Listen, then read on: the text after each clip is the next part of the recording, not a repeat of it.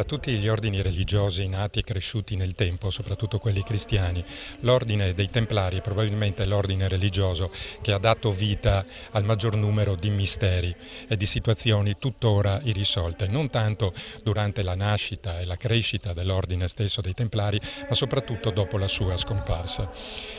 I Templari nacquero praticamente nel 1095, subito dopo la prima crociata, quella guidata da Goffredo di Buglione, che aveva lo scopo, e ci riuscì peraltro, di liberare il Santo Sepolcro, che poteva essere così visitato dai pellegrini. I Templari nacquero per difendere appunto gli stessi pellegrini dagli assalti dei musulmani. L'ordine dei poveri cavalieri di Cristo del Tempio di Gerusalemme ebbe il compito di difendere i pellegrini in visita al Tempio, in visita al Sacro Sepolcro. Con il Concilio di Troy anche del 1128 fu stabilita e riconosciuta quella che era la regola dei Templari, non nobis domine, non nobis, sed nomini tuo da gloria. Non dare gloria a noi come era quello che cercavano i cavalieri del tempo, ma dai gloria al tuo nome. Infatti l'ordine dei Templari era un ordine povero, niente armature luccicanti, ma semplicemente la tunica con la croce rossa, la stessa croce dei crociati. Per 2 secoli quasi i Templari difesero i pellegrini, fin tanto che furono cacciati fuori dagli stessi musulmani nel 1303. Dovettero abbandonare Gerusalemme e la loro disfatta arrivò nel 1307, quando con un processo farsa per eresia Filippo IV il Bello decise di eliminare l'ordine per incamerare tutti gli averi che ormai erano diventati piuttosto imponenti dell'ordine stesso. Custodi del Sacro Graal, dell'Arca dell'Alleanza, del tesoro del Tempio, poi celebrati ultimamente anche dal libro di Dan Brown, il Codice da Vinci, i Templari hanno riscosso così l'attenzione, diciamo, del grande pubblico, non soltanto degli addetti ai lavori. Con Corrado Della Mattia e Maria Gabriella Rapini siamo qui proprio per parlare dei Templari, ma dei Templari a San Quirino. Ci siamo detti cosa c'entra San Quirino con i Templari, Corrado? Sì, San Quirino è stata mansione templare, qui in almeno 2 postazioni, questo luogo dove oggi sorge questa Villa Veneta, dove un tempo c'era un fabbricato che poi appunto è stato rimodernato in Veneto, ci sarebbero stati i templari almeno fino alla loro estinzione. E poi un altro luogo, in via Mason, che oggi si chiama via dei Templari, dove Mason sta per casa, diciamo una storpiatura del termine francese maison, dove c'era appunto la casa dei Templari. E sono accertate le presenze dei Templari a San Quirino, tant'è che appunto la nostra toponomastica parla di terra dei Templari. Qui nel 91 in questa comunità è stato celebrato anche il congresso nazionale dell'Associazione Studiosi dei Templari e proprio in quella occasione sono stati pubblicati anche dei lavori importanti che documentano la presenza dei Templari a San Quirino. Ecco, hai letto tu il libro di Dan Brown? Io so qualcosa, io ritengo che Dan Brown abbia un po', come dire, mitizzato la storia dei Templari, che invece gli studiosi raccontano in maniera un attimino diversa. Certamente era un ordine monastico molto importante che ad un certo punto è andato in contrasto con i grandi poteri della Chiesa del tempo e con Filippo il Bello, tant'è che poi sono stati bollati, espulsi e sacrificati, praticamente di fatto sterminati per ordine appunto di questo re che dei Templari probabilmente voleva soprattutto le cospicue risorse che in alcuni secoli avevano messo da parte. È arrivato qualcuno qui a San Quirino proprio alla ricerca di qualche traccia dei Templari? Sì, qui a San Quirino sono arrivati diverse persone in questi anni, soprattutto sulla scorta di questa convention tenuta nel 91. Diciamo che alla fine degli anni 90, grazie anche appunto alla cinematografia, il mito dei Templari è stato riscoperto e qualcuno passa, chiede, soprattutto chiede le pubblicazioni che un tempo il comune ha prodotto e che riguardavano appunto la storia dei Templari. Tant'è che ci siamo riproposti l'idea di ripubblicare questi atti e questi documenti perché c'è tanto di associazione nazionale che studia questo, diciamo, fenomeno dei Templari che è un po' mito, è un po' storia, un po' leggenda che qualcuno appunto col cinema vuole raccontare, ma che secondo degli studiosi è un po' diverso da come viene appunto pubblicizzato. Certamente, ecco, qui siamo davanti a Villa Cattaneo e tutti si aspettano quando arrivano a San Quirino di vedere questa Villa Cattaneo proprio come una sede dei Templari, invece questa è una villa veneta. Sì, questa è una villa veneta che i Cattaneo realizzarono diciamo attorno al 600 sulla scorta di un adattamento a veneziano, che poi è rimasto questo. La villa è stata recentemente riqualificata con i fondi del terremoto, è uscito un prodotto molto, molto bello, molto fedele rispetto a quello che era in passato, e per quelli come me che l'hanno vissuta da bambini, quando ci abitava l'ultima contessina Cattaneo, diciamo che questa è ancora ed è sempre la Villa Cattaneo. Certamente, quindi le tracce sono quelle che abbiamo visto prima nella pavimentazione, Sì, no? quella pavimentazione è originale, è proprio originaria di chi l'ha prodotta, non è mai stata ritoccata, tant'è che ha i segni appunto dell'usura del tempo, ed è un pavimento realizzato probabilmente da dei pavimentatori del tempo, probabilmente di scuola spilimberghese o comunque di scalpellini del posto. Ecco, Maria Gabriella, come viene utilizzata Villa Cattaneo adesso? Guarda, per noi la villa è un patrimonio di bellezza e la utilizziamo attraverso delle mostre fotografiche, delle mostre pittoriche e eventi di cultura.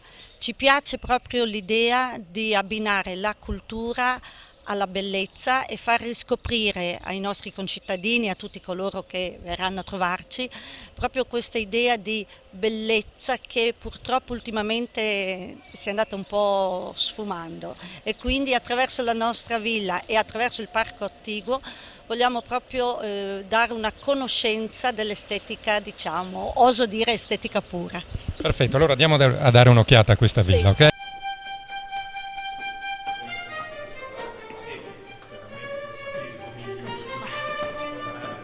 Dicevo, siamo nel piano nobile dove un tempo viveva la contessina Cattaneo, Maria Pia, l'ultima diciamo, discendente della famiglia che arrivò qui alla fine a Pordenone, meglio a fine del 400, che sistemò questo palazzo veneziano. Come vediamo i piani sono conservati in maniera perfetta, rispecchiano esattamente come era il palazzo in questi anni, è stato recuperato fedelmente. Ci sono queste 6 porte molto importanti che spiegano anche la storia del palazzo, cioè sono addirittura marchiate, hanno una data impressa nella loro incalce, una delle loro facciate, e qui appunto abitavano i Cattaneo. Oggi è adibito a consiglio comunale, a luogo dei matrimoni, perché la villa viene chiesta molte volte anche per fare dei matrimoni, molto bella. Fuori poi vedremo c'è una bellissima scalinata, mentre al piano sottostante, che invece è usato per le mostre di pittura, mostre d'arte, di scultura, di fotografia, o piccole conferenze dove invece appunto teniamo l'attività culturale. Al piano invece terra, nell'androne, ci sono i servizi municipali di polizia municipale che nel frattempo, come dire, vigilano anche sull'andamento e la conduzione della villa. Diamo un'occhiata allora a queste porte che hai menzionato. Particolari hanno appunto questa marchiatura in determinato posto, adesso mostrerò oggi appunto questa. Sì. Queste porte hanno impresso in uno spazio specifico una data che è probabilmente la data risalente alla sistemazione l'ultima sistemazione del palazzo. Qualcuno sostiene che le porte provengono da un altro palazzo.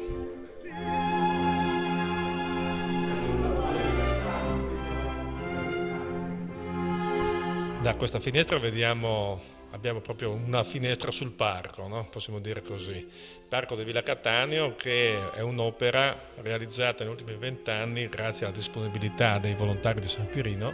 Questa era la campagna di sostentamento dei conti. E fino a 25 anni fa erano campi coltivati, e vedete invece adesso c'è un bellissimo parco tutto piantumato, tenuto magnificamente da Pierino Bozzolan, che è un signore che ha dedicato la sua acquiescenza per il parco, e da alcuni amici che gli danno una mano, ma la bellezza del parco sta anche nella localizzazione e il posto puntuale dove sono state messe molte piante. È uno spazio che è grandissimo, di 108.000 metri quadrati, per quasi 11 ettari, che viene usato ormai da tantissima gente, anche dalla vicina Pordenone, per passare il tempo. C'è anche uno spazio dedicato ai giochi dei bimbi, allo sport all'aperto, e con attrezzi per l'attività ginnica, ed è fortemente utilizzato negli ultimi tempi. Qui organizziamo un concorso ippico di livello nazionale e diverse manifestazioni. A breve sorgerà al posto della tensostruttura il nuovo centro culturale.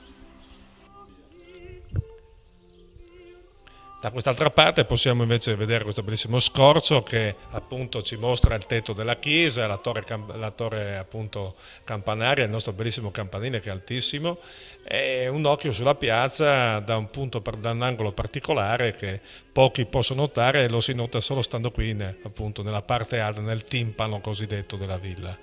E come vedete è un paese tutto quanto raccolto attorno alla sua piazza, molto ancora ben conservato, con alcuni spazi che a breve verranno addirittura riqualificati, daranno una nuova dimensione del centro residenziale di San Quirino. Scendiamo adesso, Maria Gabriela, andiamo giù a vedere gli altri piani.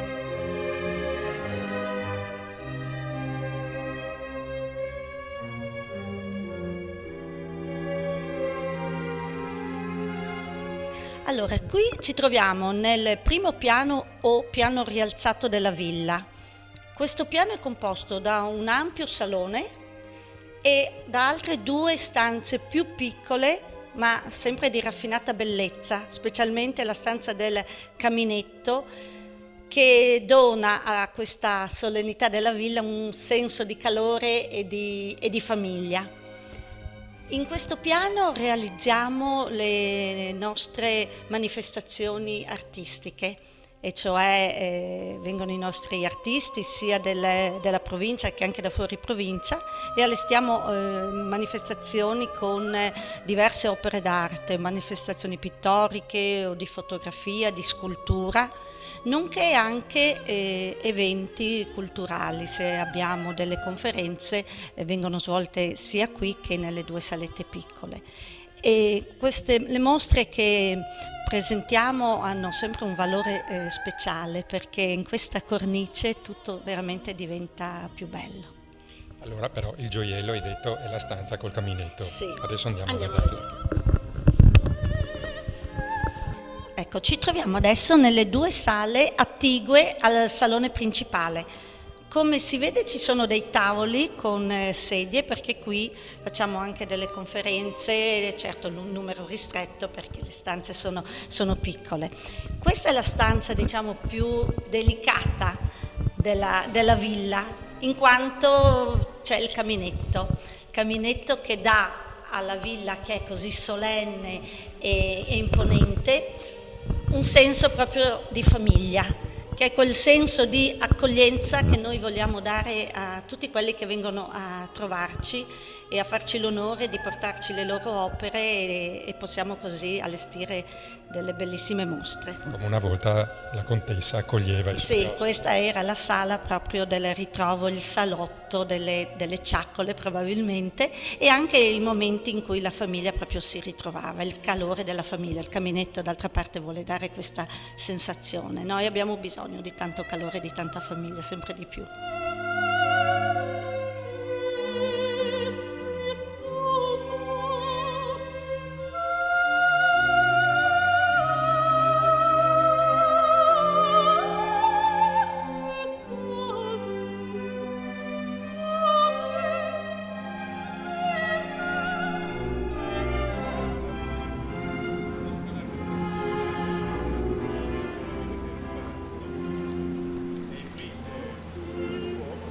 Allora, qui siamo all'esterno della villa, nel cortiletto. Usiamo questo termine non perché sia un posto di minore importanza, ma perché il cortiletto è proprio un termine caro ai friulani, sanno bene a cosa mi riferisco. Quindi un ambiente protetto, momento bello dove proprio l'anima si scalda. E quindi c'è questo angoletto che noi dedichiamo a dei piccoli incontri, perché facciamo delle rassegne musicali qui, sempre che il tempo ce lo permetta, perché talvolta è successo che siamo dovuti scappare, però è talmente bello l'ambientazione, quando poi c'è la luna, il cielo bello terso, è stupendo stare qui. Perfetto, grazie Maria Gabriella. Sindaco Corrado. Villa Cattaneo abbiamo visto è fantastica, poi questo legame con i Templari che fa sempre mistero, che fa sempre, che attira sempre. Sì, certo, però San Quirino ha tante altre cose da andare a vedere, no? Sì, attiguo alla villa il parco che invito e approfitto della vostra emittente per dire a molti di venirlo a vedere, perché ci sono dei pordenonesi ad esempio che non sanno che a San Quirino c'è un parco urbano così grande e così importante, però la notizia si sta diffondendo. E altri spazi importanti di San Quirino, uno per tutti i Magredi. I Magredi sono un bene collettivo che non è solo patrimonio di San Quirino, ma anche di Cordenons, di Vivaro, di San Giorgio da Richinvelda, di Zoppola. Abbiamo costituito addirittura un'associazione intercomunale per la valorizzazione di questo bene territoriale, che tra l'altro è finanziato e sostenuto anche da progetti europei e dentro il quale noi vorremmo nei prossimi anni poter dire la nostra. Noi adesso ci muoviamo e andremo a vedere, proprio sui Magredi, andremo a vedere due realtà, quella di Piera Martellozzo, vini e cultura, e poi andremo anche da Sferco a ricordare che questa terra qui ha dato una seconda patria agli esuli dall'Istria, dalla Dalmazia, subito dopo la seconda guerra mondiale. Io intanto, tu sei così simpatica, carina e gentile, io ti chiederei un favore, guardare verso la telecamera e salutare tutti gli amici di Italianissimo. È un grande onore e una grande gioia salutarvi e arrivederci a San Quirino su Italianissima. Ciao a tutti!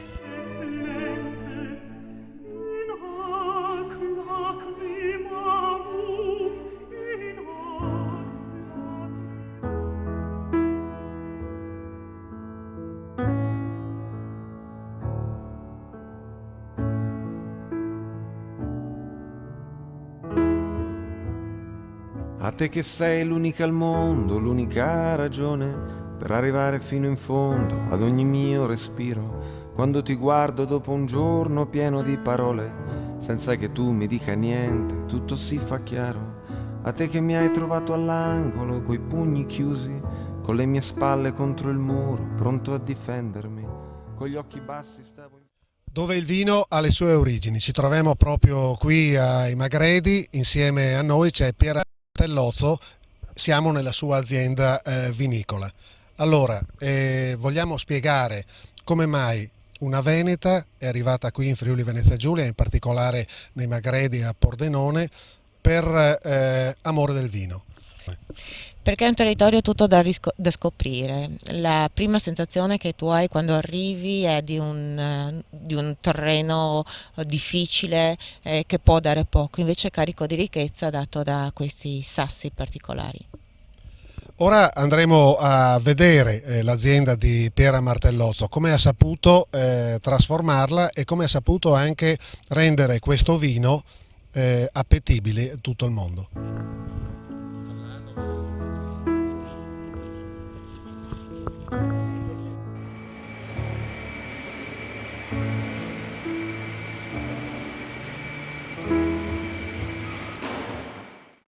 Giampiero Poveglian, enologo della Piera Martellozzo. Allora, qui dove ci troviamo? Qui siamo nel reparto lavorazione vini della cantina Piera Martellozzo. È un reparto costruito negli anni 70 che però è stato ristrutturato 2 anni fa. Abbiamo tutta una serie di serbatoi in acciaio e delle autoclavi che servono per la sfumatizzazione.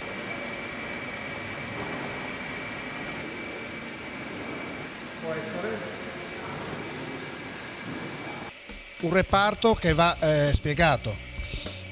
Siamo nel reparto della spumantizzazione, come diceva prima Giampiero. È ovvio che il vino ha dei percorsi diversi in funzione alle destinazioni. Quando si parla di spumante si parla di presa di spuma e quindi ecco perché le vasche in acciaio a temperatura controllata.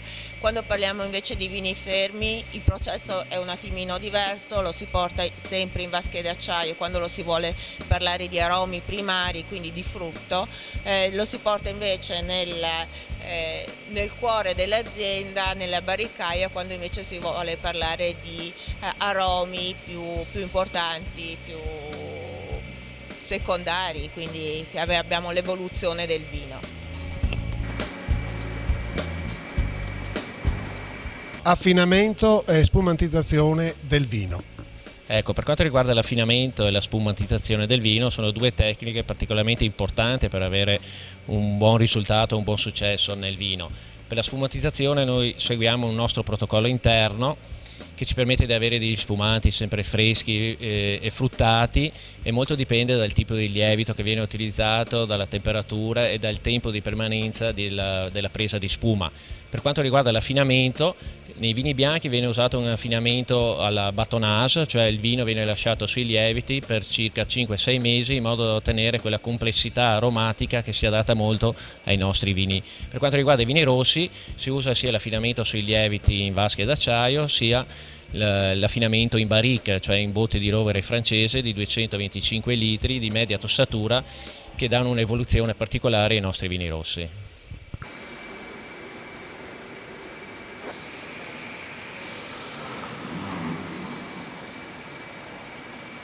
Ecco, magari non inquadriamo questa scrivania. È il massimo. Assaggiare e dare giudizio. Dopo. Qui ci troviamo nel laboratorio dell'azienda vinicola Piera Martellozzo ed è un po' il regno di Gianpietro Poveglian. Ecco, il laboratorio nel nostro caso ha due funzioni principali. Quella di analisi, cioè viene fatto uno screening qualitativo del prodotto, vari tipi di analisi, quali alcol, acidità, eccetera, e poi c'è il laboratorio di degustazione, cioè i vini vengono assaggiati durante le varie fasi lavorative in modo da verificare l'esito di queste lavorazioni. Ecco, anche le gradazioni vengono valutate? Le gradazioni hanno un'importanza particolare, oggi come oggi si tende a diminuire un po' la gradazione rispetto ai 14 gradi e mezzo di qualche anno fa, adesso si è orientati verso una gradazione più moderata, cioè i vini hanno una gradazione intorno ai 12 gradi e mezzo, 13 gradi. Quindi bisogna seguire anche il mercato. Bisogna seguire il mercato, oggi come oggi si bevono vini molto più morbidi, molto più leggeri, equilibrati, vini da frutto, cioè che devono esprimere le qualità intrinseche della varietà. Un Sauvignon deve avere il profumo della foglia di pomodoro, del peperone, dei frutti esotici, il Cabernet Franc deve essere erbaceo, quindi il cliente, il consumatore richiede sempre più le caratteristiche del territorio abbinate alle caratteristiche della varietà. Allora qui cadiamo proprio nel territorio, no? Nei Magredi. Ecco perché, come si accennava, si diceva che la zona del Grave, la zona dei Magredi in modo particolare sta avendo il massimo del suo splendore, perché sono vini che vengono richiesti dai consumatori, sono vini che hanno la caratteristica di avere un'intensità di profumi non indifferente, una corposità adeguata e un contenuto alcolico limitato, e queste sono un po' tutte le caratteristiche che vengono richieste non solo dal consumatore italiano ma anche internazionale.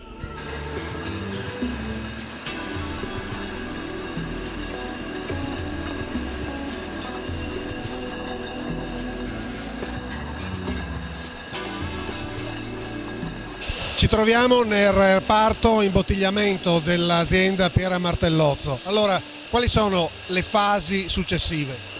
Ecco, una volta che il vino è pronto per l'imbottigliamento si passa in questo reparto. Questo è un reparto di nuova concezione, ci sono nuovi tipi di macchine, è un reparto di 7.000-7.500 bottiglie ora, è un reparto costruito proprio soprattutto per la salvaguardia del consumatore, cioè con un concetto proprio di pulizia del prodotto. Ci sono delle macchine di nuova concezione che controllano sia il vino sia le materie ausiliari tipo la bottiglia. Per esempio questa è una macchina che controlla la bottiglia vuota, che non ci siano delle impurità all'interno. Il vino viene microfiltrato, quindi non si usa più la pastorizzazione o altri trattamenti, proprio per mantenere inalterate le caratteristiche del prodotto. Viene imbottigliato sotto atmosfera di azoto perché non ci sia il contatto con l'ossigeno, e ci sono tutti questi accorgimenti che servono per mantenere inalterate le caratteristiche del prodotto, per la salvaguardia del prodotto verso il consumatore.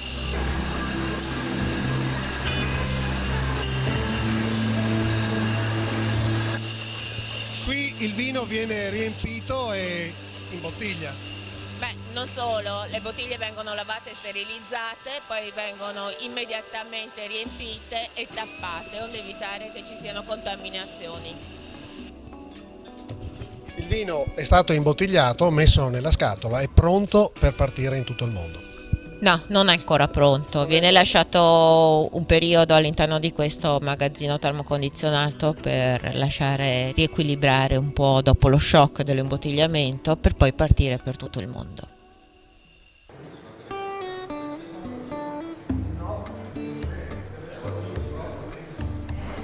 Qui ci troviamo nel cuore dell'azienda vinicola Piera Martellozzo, nella Barricaia. Che cosa rappresenta per voi questo luogo? Ma un po' l'ha già accennato lei, effettivamente è il cuore di ogni azienda, la Barricaia, è la parte più emozionale, la parte più calda, dove noi cerchiamo di accogliere anche tutti i nostri agenti, tutti i nostri clienti, proprio per far capire quanto ci teniamo a questo prodotto, e soprattutto al fatto che il vino è qualcosa che va nel tempo, no? La barricca è qualcosa che non ha una scadenza, si prolunga nel tempo, e ogni volta, ogni giorno che passa porta fuori sempre qualcosa di suo, di particolare. Diciamo che Piera Martellozzo ha voluto proprio trasmettere questa filosofia anche attraverso degli incontri che lei fa mensilmente. Sì, facciamo scuola di vino, l'abbiamo chiamata in modo così spiritoso, ma non vogliono essere lezioni di tecniche, ma semplicemente un avvicinamento al vino, avvicinamento che viene fatto non solo con i nostri prodotti, ma soprattutto anche con i prodotti del territorio, perché questa è la cosa importante, con l'arte culinaria. E qua entra in gioco anche la professionalità, le capacità e l'arte di chi cucina, che in questo caso è la mia mamma. Che è Maria, che andiamo a trovare, no? Allora, Maria, questo è un compito difficile che le viene attribuito, perché sposare il vino con il cibo non è cosa semplice. Certo, non è una cosa semplice, cerchiamo di fare il meglio che possiamo. E quello che posso fare, che riesco a fare, la cucina mi piace, cerco di assomigliare il più possibile il vino col piatto che prepariamo, ecco. Una famiglia particolarmente unita, quella di Piera Martellozzo, perché è stato coinvolto anche il figlio.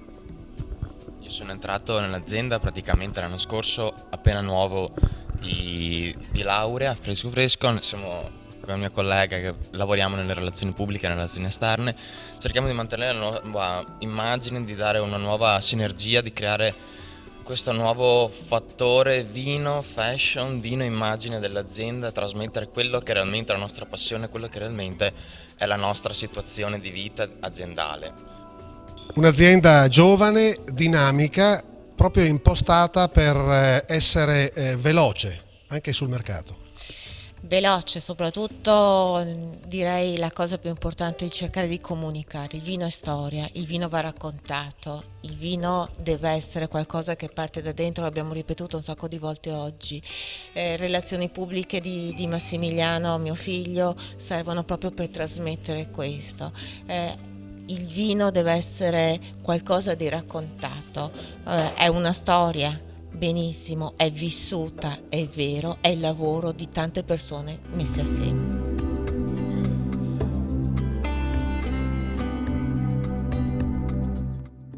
Siamo all'epilogo di questa giornata dedicata anche all'azienda agricola Piera Martellozzo.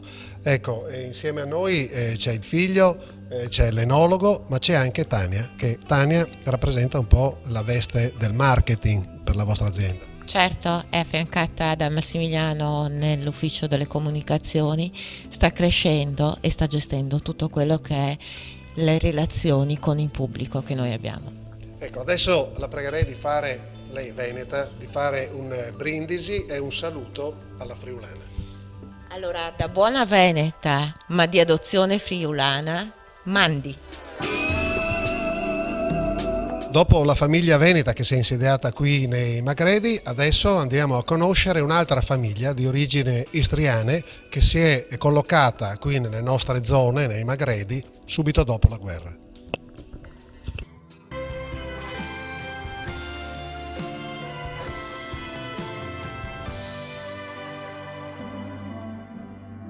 Vola colomba bianca, vola. Diglielo tu che tornerò, dille che non sarà più sola. Un'immigrazione volontaria, quella che abbiamo sentito con Nazareno, di Piera Martellozzo dal Veneto al Friuli, alla zona dei Magredi, qui di San Quirino, a un altro tipo di immigrazione. Ci troviamo con Sergio Sferco, che è uno degli istriani che sono arrivati qui nei Magredi dopo la seconda guerra mondiale, quindi una immigrazione, se vogliamo, più dolorosa. Però con l'andare del tempo Sergio Sferco, come tanti altri istriani che si sono insediati in questa zona, si sono integrati benissimo qui e vivono bene, anche se dell'Istria rimane sempre nostalgia, no? L'Istria è sempre sta nel cuore, no? Qua si può cambiare, si può andare in qualsiasi parte del mondo, ma l'Istria è sempre per primo, no? Basta ogni tanto andare a Trieste e guardare l'Istria per essere soddisfatti. Certamente. Ecco, lei arriva da Materada, no? Che poi è conosciutissima Materada anche grazie a Fulvio Tomizza, del quale peraltro lei è stato ottimo amico. Ottimo amico, siamo nati quasi assieme, la nostra casa era una vicina all'altra, quindi dell'amicizia della famiglia e anche la nostra è stata sempre ancora. All'inizio se abbiamo persi un po' lui per i suoi impegni, no? E dall'altra parte, poi ultimamente ci siamo trovati qua a San Quirino, che ne ha fatto visita per disgrazie della famiglia, ci ha fatto una visita. Ecco, la Casa del Mandorlo, che poi anche è così denominato anche questo agriturismo, no? Che c'è adesso qui, nella Casa del Mandorlo proprio Fulvio Tomizza racconta anche della sua casa, che sarebbe la famosa casa gialla che lui cita vicino alla Casa Rossa, che era casa sua. Mi diceva che c'era un anno di differenza fra di voi, no? Sì, bene, sì, lui è del 35, sono del 36. Della Casa del Mandorlo, perché è nata il mandorlo. Venuto qua a trovarsi, non sapeva dove eravamo, passando per la strada ha visto il mandorlo, perché è l'unica pianta del mandorlo che esiste qua, che non regnava, non nasceva. Quindi ha visto qua devono essere loro, un istriano, almeno un istriano. Difatti è venuto dentro e si è trovato. Ecco, amici, tanto che nella foto che ci ha fatto vedere a un certo punto il vestito, la marinaretta di Tomizza era passato a lei, no? Sì, ben quel vestito là è un monumento, si può fare, perché prima ha adoperato suo fratello che ha fatto la cresima, la comunione, poi l'ha passato a Fulvio e ultimo me l'ha passato. Allora andiamo un attimino a quegli anni, quei momenti particolarmente difficili che ha vissuto tutta la comunità italiana in Istria. 46 a un certo punto ha cominciato proprio la gente a lasciare l'Istria per venire prima a Trieste, Venezia e poi per spargersi anche qui nel Friuli, no? Il primo a partire è stato suo papà. Sì, mio papà subito è partito nel 46, dopo varie cose che sono successe. Noi sappiamo benissimo come comportare, che idea avevano loro nei confronti degli italiani.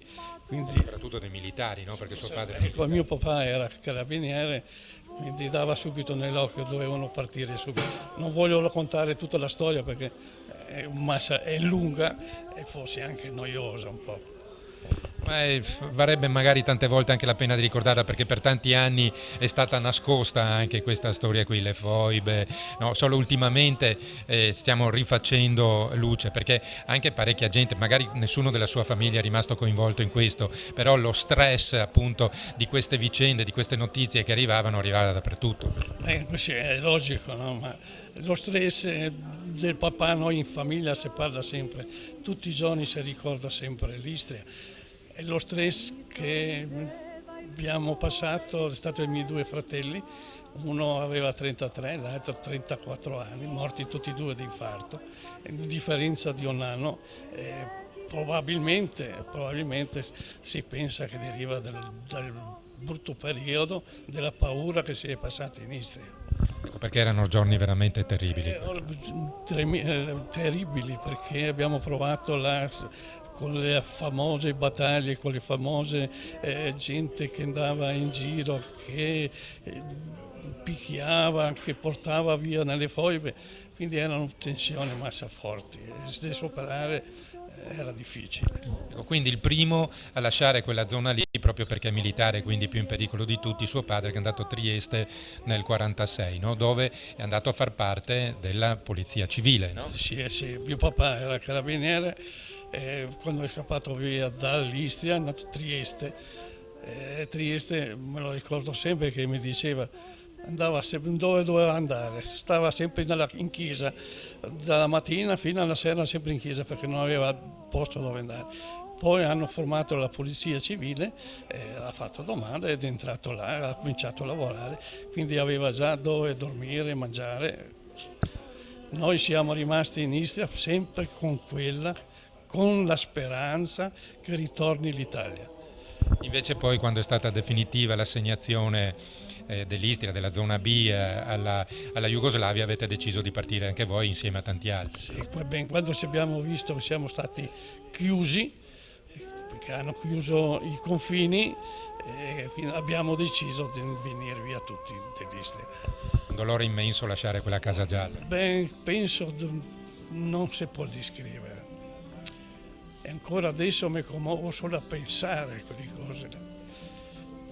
Quel giorno là, brutto di novembre, a vedere noi partire su un camion di bauxite con 2 materassi, un tavolo, una sedia.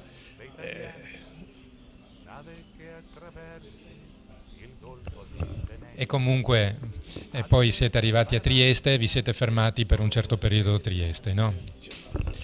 Dopo bisogna sempre, noi istriani abbiamo un carattere duro che non aspettiamo mai degli altri che ci diano qualcosa. Ci abbiamo messo a lavorare, mio papà era in polizia, i miei 2 fratelli anche lavoravano, e anche io ho fatto dei corsi presso le ACLI, imparare un mestiere, fino al 59 abbiamo deciso di venire qua a Pordenone, dove che Pordenone la conoscevo già prima, perché ho fatto 2 anni in seminario qua a Pordenone, quindi conoscevo la zona, non il resto, solo la zona. C'era un'organizzazione che si curava appunto dell'immigrazione, diciamo così, del trasferimento, se vogliamo, in un certo senso, degli esuli istriani in questa zona qui, ed era le 3 Venezie, no? Dove avevano distribuito, in base a quelle che erano le conoscenze lavorative degli esuli, avevano distribuito i gruppi di famiglia. Sì, l'Ente 3 Venezia ha fatto questa bonifica qua, con lo scopo proprio di portare via la gente dei campo profughi, e quindi a noi non interessava, non abbiamo neanche mai pensato di fare agricoltore o altro, perché interessava avere una casa e un bagno per i servizi, per quello interessava, perché a Trieste si viveva malamente, si aveva una stanza dove c'era col papà e la mamma, un fratello, la moglie con la figlia, me e mio fratello, quindi tutto su una stanza, non era che si viveva sulla loro, si adattava, però sempre contenti, mai in rimpianto di essere nella via dell'Istria. Ma comunque voi facevate in un certo senso gli agricoltori in Istria e quindi le Tre Venezie aveva diviso i gruppi di immigrati, chiamiamoli così, o di esuli in base a quello che erano i loro mestieri, perché nella zona di Bibione c'erano i pescatori, qui invece sono arrivati gli agricoltori, no? Esatto, sì, tutti agricoltori qua, no? Bibione di qui che facevano gli ortolani così famosi, no? Invece a Fossalon anche agricoltori, no?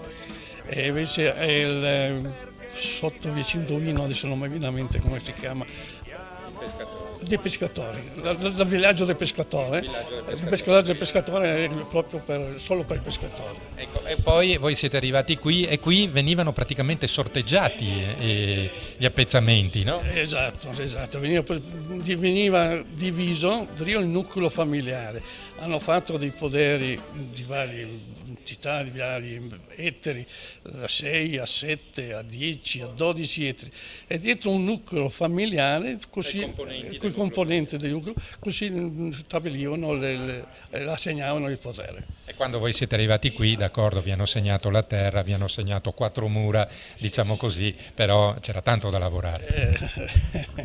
Tantissimo da lavorare, però la cosa si può anche dirla, no? Perché la gente è stata brava, bravissima, specialmente la gente che commerciava. Pensava che noi andavamo nelle botteghe a prendere col libretto perché soldi non c'erano. Si pagava a fine mese sperando che arrivi. Sì, sperando, però una cosa triste che ne chiamavano dei schiavi, è una cosa ancora adesso non va, perché il cristiano non è mai stato schiavo di nessuno, sempre proprietario, non schiavo.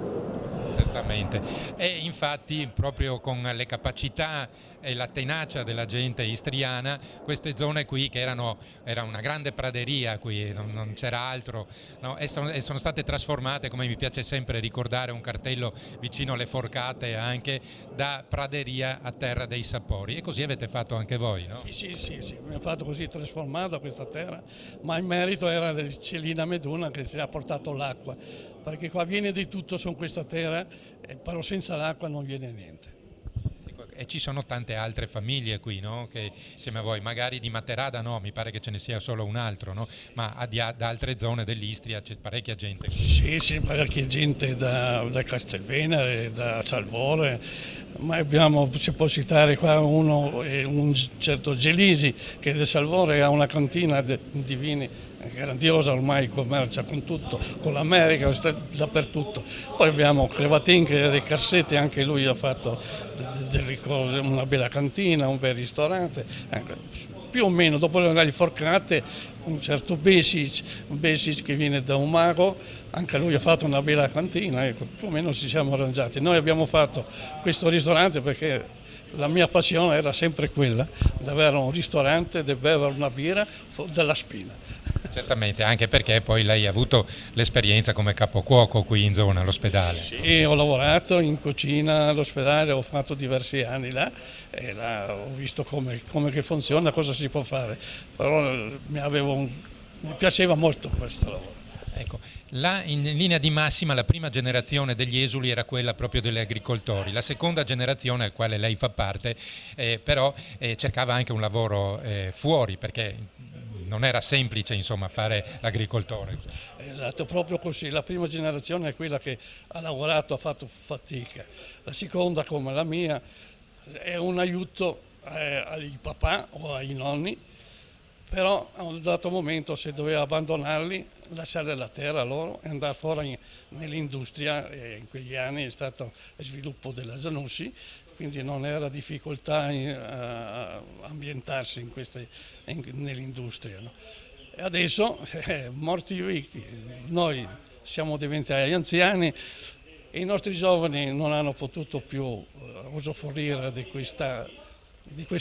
quella terra, anche perché 5-6 ettari o 7 o anche 10 sono pochi per fare agricoltore. Però la famiglia è rimasta unita perché c'è sua figlia qui, no? Al ristorante. Sì, la famiglia, sì, la mia famiglia sempre, sì. Abbiamo fatto così e siamo tutti a casa perché come il figlio che è titolare dell'ambiente. Due miei figli che abitano qua, una a San Quirino fino a più vicino di casa, così non si poteva pretendere. Certamente, allora diciamo così che tutto sommato questa non è stata una terra avara, questa non è stata il Friuli e i Magredi qui, sì, ci è voluto tanto lavoro, però se vogliamo insomma non è stata una terra avara. Ci si sente un po' anche friulani, ci si sente un po' anche pordenonesi, ci si sente un po' sanquirinesi, anche se il cuore tutto sommato sempre è rimasto lì in Istria, terra rossa rispetto alla terra che c'è qui, no? Beh, è logico, no? Quando siete qua bisogna apprendere tutto quello che offre.